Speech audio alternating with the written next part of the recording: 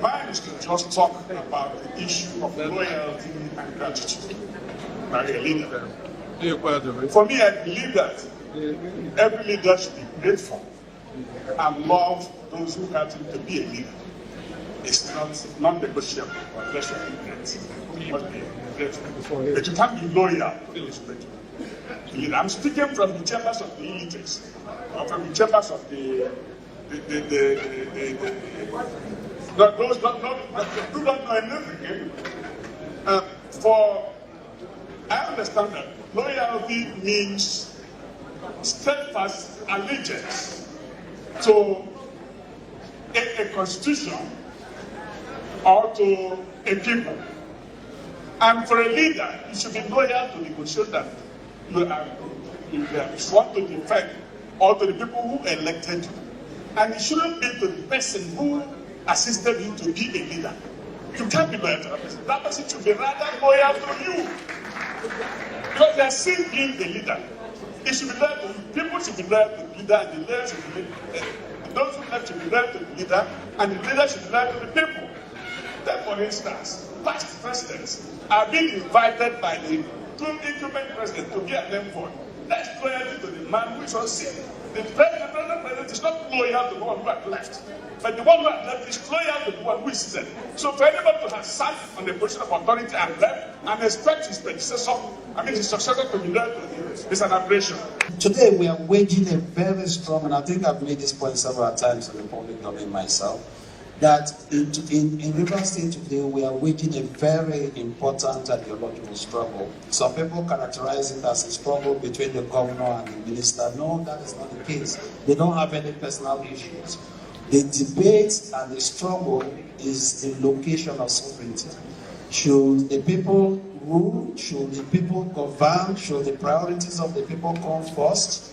Or should the whims and caprices of the political government be the supremacy that we should override every other consideration in this law? And this debate, as the chairman has said, has very wide resonance across the country, because if we win this debate by enthroning the supremacy of the Rivers people, it is going to have a contagion effect all across the country. People will see Rivers as the source of inspiration to reassert the sovereignty of the people over the kind of criminal tendencies we see.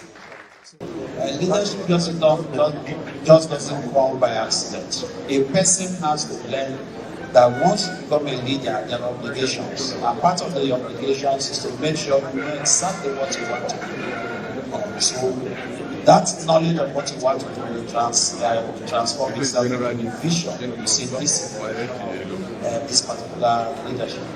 Now, the vision itself is not sufficient. It has to translate into action. And the action should be such that will benefit ultimately the people.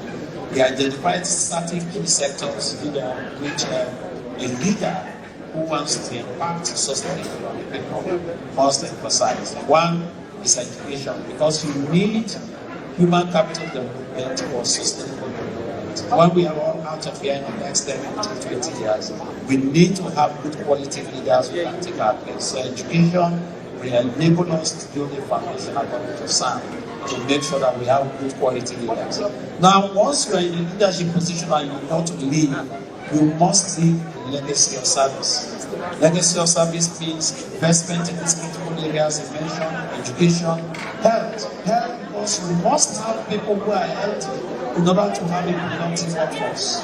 So this is a very important thing. I will add agriculture, because we need to have food sustainability, especially at a time like this, when there is so much food insecurity and a lot of people who are suffering because we keep importing food.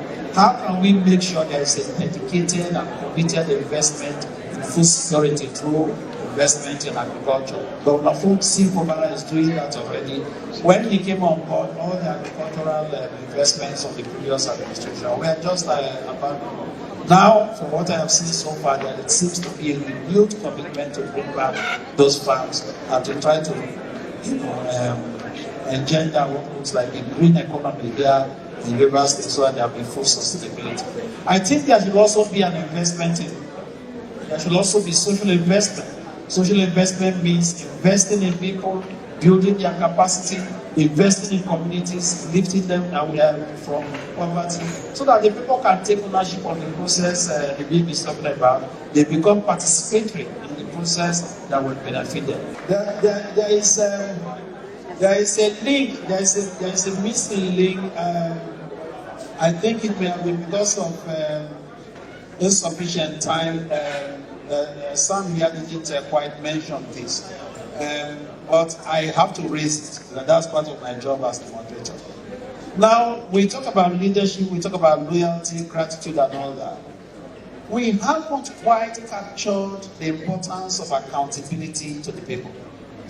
I say this because in Rivers State, in the past 8 years, records show that Rivers State received over 5 trillion naira.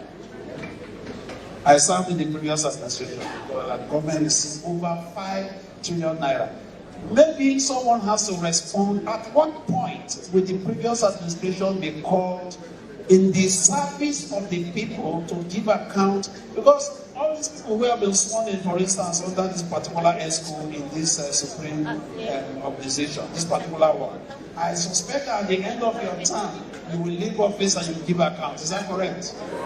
By the same logical extension, I think that there ought to be a time when, after service, you ought to be able to come back to the people to say, while I was in office, in my capacity as your servant, I received so much, I did so much, I did not. This is not an indictment, but part of your gratitude to the people. Will there be a time when leaders of the previous administration, especially in the past 8 years, will be able to account to the people to say, we received on your behalf 5 trillion naira and we want to give account? Is that an important subject that we should explore?